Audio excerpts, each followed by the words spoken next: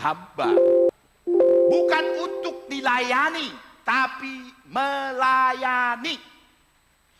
Itu orang yang terbesar dalam kerajaan surga. Siapa yang mau melayani? Siapa yang mau berkorban? Siapa yang mau memberi dari hidupnya sepenuhnya untuk Tuhan? Itulah orang yang terbesar dalam kerajaan surga. Dan orang seperti ini pasti akan melayani dengan maksimal. Haleluya. Dia akan melayani dengan maksimal karena memiliki hati hamba. Sebab sama seperti pada satu tubuh, kita mempunyai banyak anggota. Tetapi tidak semua anggota itu mempunyai tugas yang sama. Garis bawahi kalimat itu. Bahwa anggota itu tidak mempunyai tugas yang sama. Demikian juga kita, walaupun banyak, adalah satu tubuh dalam Kristus. Tetapi kita masing-masing adalah anggota yang seorang terhadap yang lain. Demikianlah kita mempunyai karunia yang berlain-lainan menurut kasih karunia yang dianugerahkan kepada kita.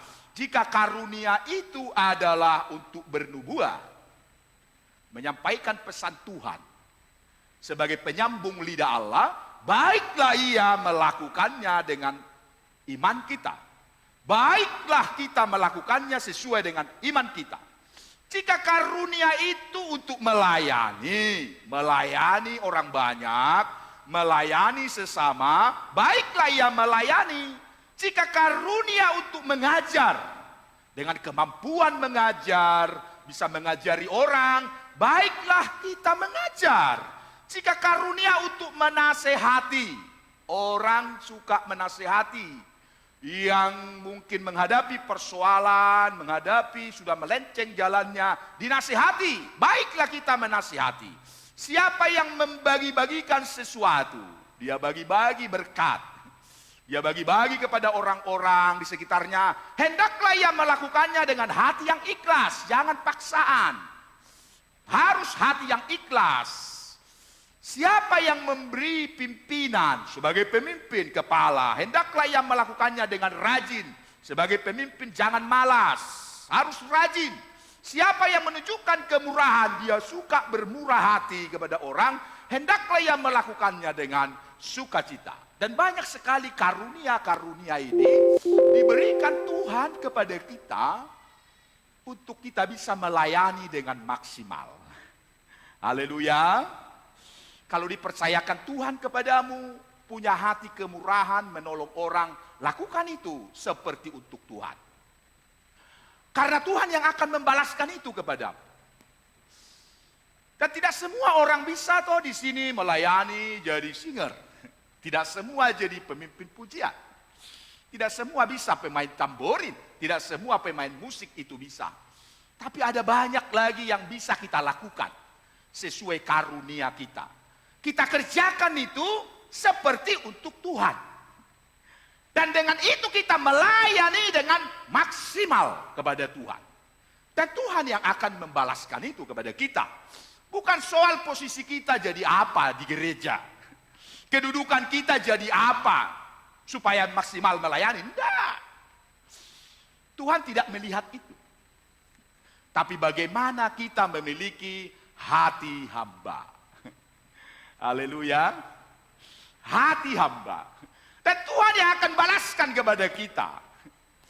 Jangan berpikir kalau kita hanya mampu, hanya bisa berdoa, tidak bisa berkhotbah, lebih besar mahkota si pengkhotbah daripada pendoa. Belum tentu.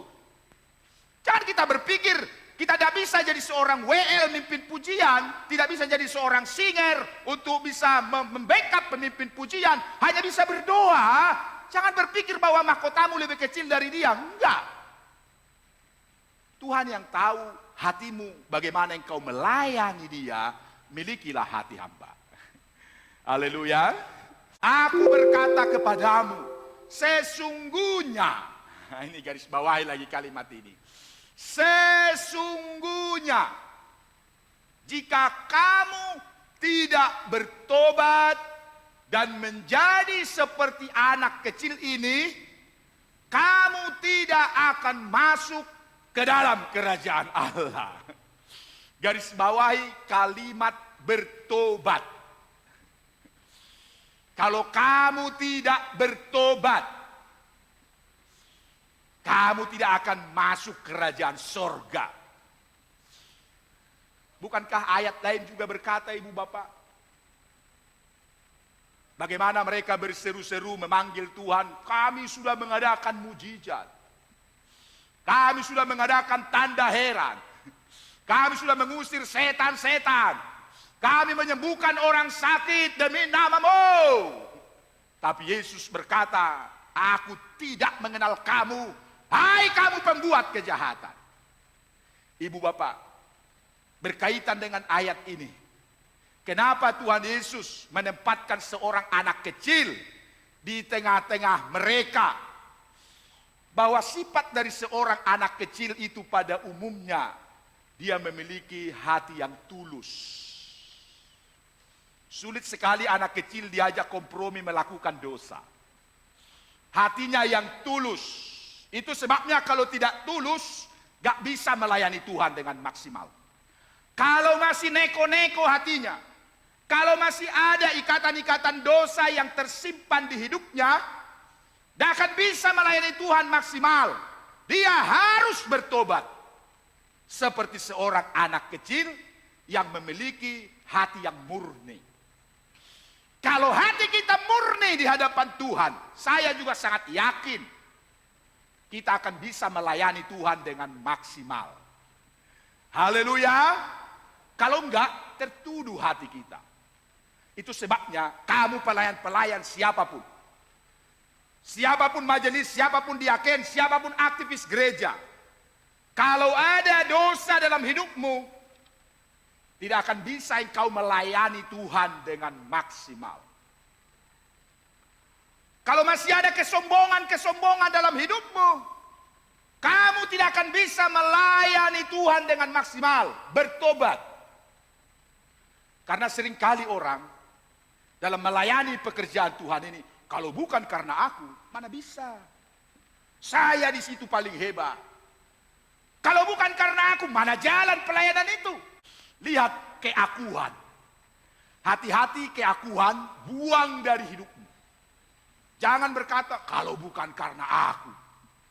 Kalau bukan karena aku. Kalau bukan karena aku. Keakuan. Itu roh Lucifer. Yang akan membuat engkau jatuh. Lucifer ini sombong.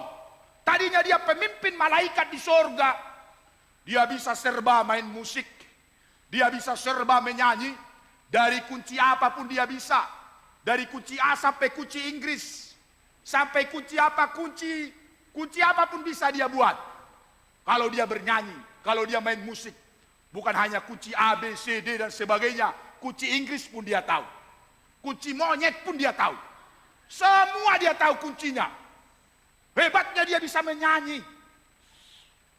Ukuran kunci-kunci dia tahu. Dari ukuran yang kecil sampai ukuran besar. Yang buka roda yang kecil sampai roda traktor yang besar. Dia tahu semua. Tapi dia jadi sombong. Akhirnya Alkitab bilang, dia dilempar dari sorga ke bumi. Ke dunia yang paling dalam di neraka. Dan itu akan terjadi. Kenapa? Kesombongan. Melayani karena kesombongan.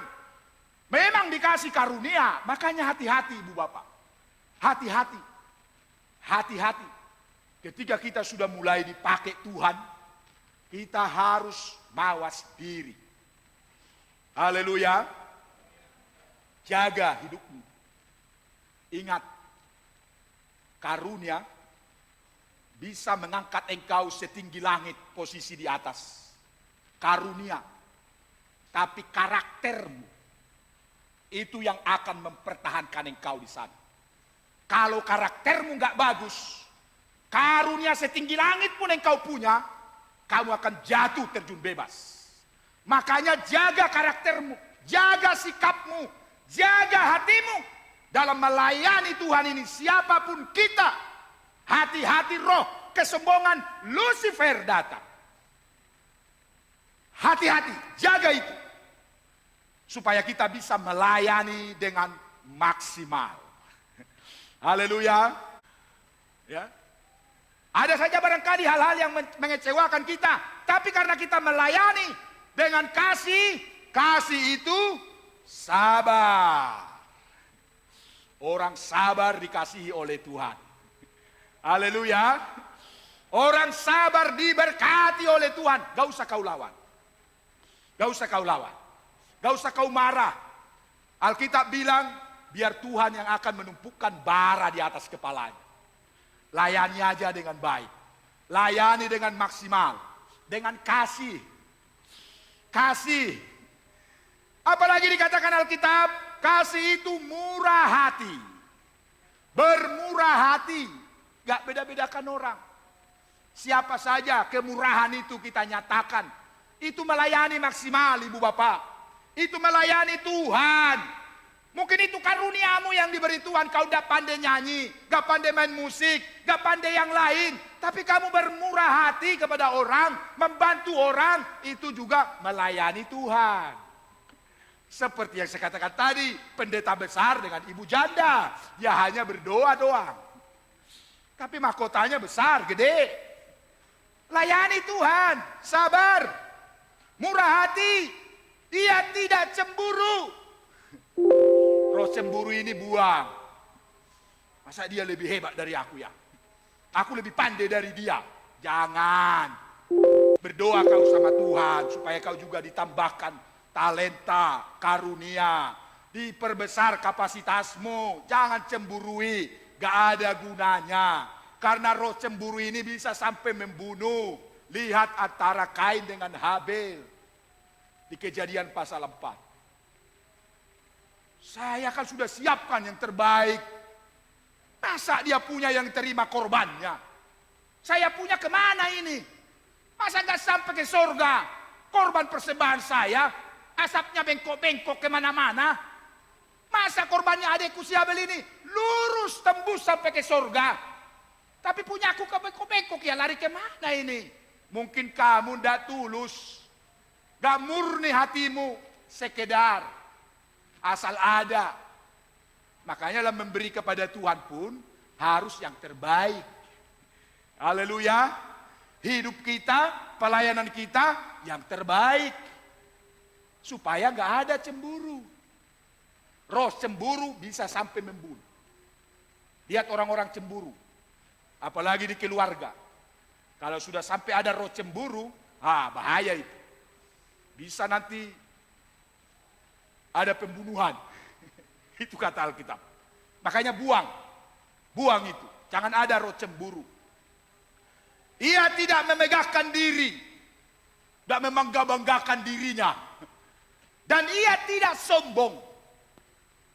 Tidak sombong. Pelayan Tuhan, anak-anak Tuhan yang melayani dengan maksimal harus merendahkan diri. Tidak memegah-megahkan diri, tidak sombong. Maka engkau dan saya akan dipakai Tuhan melayani dengan maksimal. Haleluya.